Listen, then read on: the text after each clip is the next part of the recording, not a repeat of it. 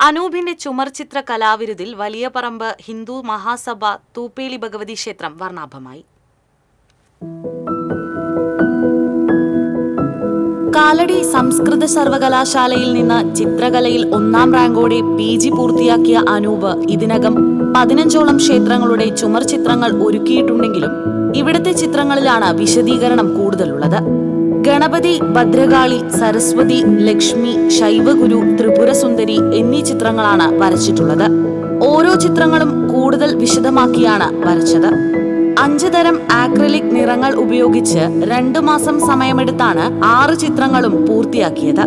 ക്ഷേത്രത്തിലെ ഉത്സവത്തിന്റെ ഭാഗമായി അടുത്ത ദിവസം ഇവ സമർപ്പിക്കും. ഇത് കേരള ചുമർചിത്ര ശൈലി രീതിയിലാണ് നമ്മൾ വരച്ചിരിക്കുന്നത്. അതിൽ ഈ ചിത്രങ്ങൾ വരച്ചിരിക്കുന്ന 5 നിറങ്ങളും 2 മാസക്കാല അളവ് എടുത്തിട്ടാണ് ഈ ചിത്രങ്ങൾ മൊത്തം വരച്ചിരിക്കുന്നത്.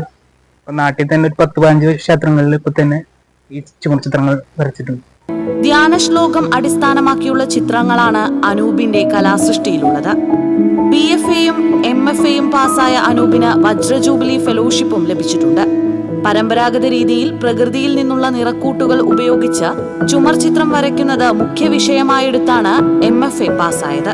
കുണ്ടൂർ കോഴിക്കാട്ടിൽ തങ്കപ്പന്റെയും കുഞ്ഞിപ്പെണ്ണിന്റെയും മകനാണ് അനൂപ്. TCV news, Mala.